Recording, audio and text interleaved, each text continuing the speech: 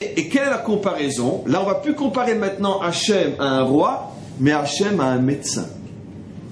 Veidmet Hachem à Metzavé, et on compare Hachem qui nous ordonne, c'est fabuleux.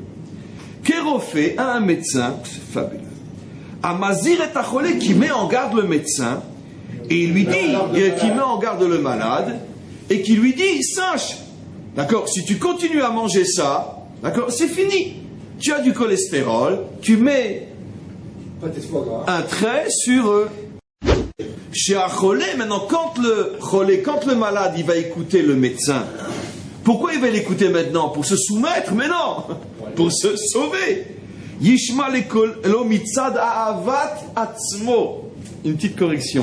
Parce que comme l'homme s'aime lui-même, ki chafetz chaim, parce qu'il veut vivre, et donc automatiquement, il va se soumettre au médecin, sans la moindre difficulté. Mes amis, c'est grandiose ce qu'il nous montre. On le savait, on l'a déjà dit, mais ce qui est grandiose, c'est quand c'est bien redit. Et toute la Torah aussi, toute la Bible est traversée par cette présentation d'Hachem comme celui qui nous aide, qui nous sauve, qui veut notre bien, qui veut nous guérir. Évidemment. Donc le problème, c'est que il est comment? Si vous me dites, il est les deux, c'est un médecin roi. Non, le Malbi, mais c'est ça, sa grandeur. C'est qu'il te montre que c'est pas tout à fait compatible de le voir les deux en même temps. Pourquoi? Parce que quand tu prends Hachem comme médecin, en vérité, ton intérêt, c'est lui ou toi? C'est toi. Donc finalement, tu l'écoutes pour toi. Donc ton souci, c'est toi. C'est pour ça qu'il dit qu'il y a Adam Chafetz Chaim. Donc lui est le moyen dont tu es le but.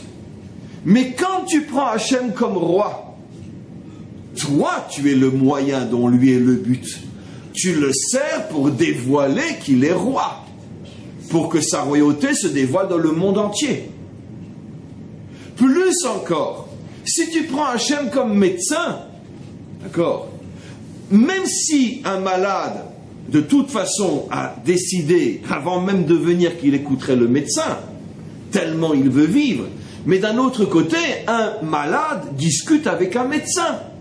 Vous êtes sûr? Pourquoi? Expliquez-moi. Parce qu'avant de prendre le traitement, surtout si le traitement n'est pas facile, on discute. Plus encore, avant de décider quel traitement le malade va aller voir, plusieurs médecins. Donc il y a une sorte d'égal à égal malgré tout qui s'installe entre moi et lui. Mais devant un roi, le roi me plaît pas, je change de roi. Il n'y a pas de chose comme ça. Je comprends pas l'ordonnance du roi, je tape à sa porte et je lui demande des explications. Non. Parce que par définition, avec un roi, on ne discute pas. Et on ne change pas de roi. On parle d'un bon roi, bien évidemment. On parle du roi David. On parle du roi Mashiach. À plus forte raison, on parle d'Hachem. Donc on ne change pas de Dieu. C'est justement ça d'ailleurs l'idolâtrie. Ce Dieu-là ne nous plaît plus, on en cherche un autre. Très bien. Donc, c'est difficile, dit le Malbim. C'est ça qui dit que ce sont deux écoles. C'est difficile de dire qu'on peut concilier les deux dans le même homme et le même service. Parce que c'est très important de savoir si je sers Dieu pour moi ou pour lui. Maintenant, mes amis, dans le langage de la Kabbalah, ce qui est tout à fait providentiel, c'est exactement le début de mon cours. Tiferet et Malchut, Moshe et David. Vous remarquerez que toute la Torah de Moshe, mes amis, toute la Torah de Moshe met à 99,9% en évidence le principe suivant, 2 points, servez Hachem, c'est votre intérêt. Vous aurez des pluies en leur temps, vous aurez les bénédictions. Et si vous n'écoutez pas Hachem, vous allez vous détruire. Si vous continuez à manger du foie gras, vous allez mourir du cholestérol. Les malédictions, etc. Donc, la Malchut présente Hachem en tant que Meler, Tiferet présente Hachem en tant que médecin. Je dirais plus que ça. Ceux qui sont comme Moshe, de grands spirituels, présentent Hachem comme médecin. Ceux qui, comme David, sont de grands terrestres, des engagés, d'accord, présentent Hachem comme un roi. C'est normal. Parce que ceux qui sont en haut, automatiquement, voient surtout comme du ciel la pluie qui est donnée, Venatati Gishmechem Beitam, la fameuse phrase de Moshe, je donnerai les pluies en leur temps. Le ciel donne la pluie, donc le ciel donne la vie, parce que la pluie c'est la vie. Et automatiquement, c'est leur vision à eux d'Hachem, celui qui donne et qui permet à l'homme d'exister. Sans pluie, il y a le désert, il n'y a plus de vie possible. Tandis que ceux qui sont engagés, eux, ce qu'ils ont besoin, surtout, c'est d'un Dieu à leur côté.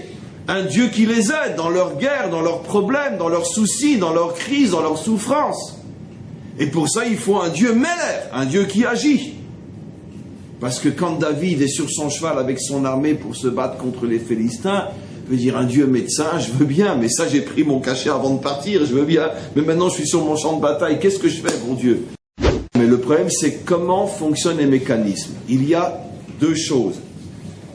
Il lui a parlé de Ahavat Hashem. Non, c'est Ahavat Atzmi. Parce que le point de départ, quand je prends Dieu comme médecin, c'est parce que je m'aime moi. Quand je rentre chez le médecin, ni je le crains, ni je l'aime, je ne le connais pas. Mais une chose que j'aime, c'est moi. Une chose dont j'ai peur, c'est de partir. C'est ça, Ahavat Hashem. Non, moi d'abord, je ne connais pas le médecin. Mais oui, mais Ahavat Hashem, je vais y arriver. Le point de départ, je vais y arriver, mais encore une fois, c'est la problème de où est le but, où est le moyen. C'est là que ça change tout. Je m'aime, d'accord, et parce que je m'aime, moi, je suis mon but, je crains d'être malade. Donc, ma crainte et mon amour, c'est mon but. Maintenant, je rentre chez le médecin, je ne le connais pas. Ni je l'aime, ni je le crains.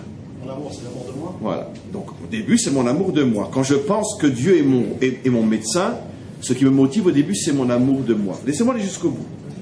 Après que je crée un lien avec ce médecin et que j'ai de bonnes raisons de lui faire confiance, je vais commencer à craindre, c'est-à-dire à l'écouter. Mais la crainte que j'ai pour lui n'est que le moyen d'arriver à l'amour que j'ai pour moi. Et quand il va me guérir, j'aurai un amour énorme pour lui aussi, parce que grâce à lui, je peux continuer à m'aimer. Donc, je vais arriver et à la crainte pendant toute la période de la guérison, et à l'amour quand il m'aura guéri, mais c'est toujours des moyens du but qui est moi. Ça, c'est Dieu médecin. Maintenant, le même phénomène dans Dieu roi. Dans Dieu roi. Mais sauf que c'est inversé. Le but devient le moyen et le moyen le but. C'est-à-dire, dès le départ, je veux te servir, pas parce que je me suis posé la question est-ce que c'est bon pour moi ou non, parce que je veux que ta royauté se dévoile dans le monde. D'accord? Je veux qu'elle se dévoile, cette royauté dans le monde. Et pourquoi? Parce que je t'aime et je te crains. Maintenant, si ta royauté se dévoile dans le monde, automatiquement, moi qui vais agir pour ce dévoilement-là, je vais être le premier récompensé. C'est évident que le roi, après, va récompenser ses plus fidèles serviteurs. Donc, c'est évident que, un instant, c'est évident que je vais avoir après moi aussi un intérêt.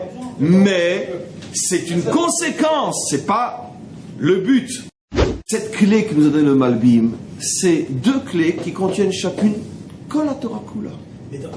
Juste un instant, je répète ce que vous avez dit. Effectivement, c'est la raison pour laquelle Moshe ne pouvait pas rentrer en Eretz Israël. C'est la raison pour laquelle sa génération ne pouvait pas rentrer en Eretz Israël. Le Ari HaKadosh explique parce qu'ils étaient tous, c'est les mots du Ari HaKadosh, Hanafim Minishmato, Nathan, des dérivés de sa propre âme.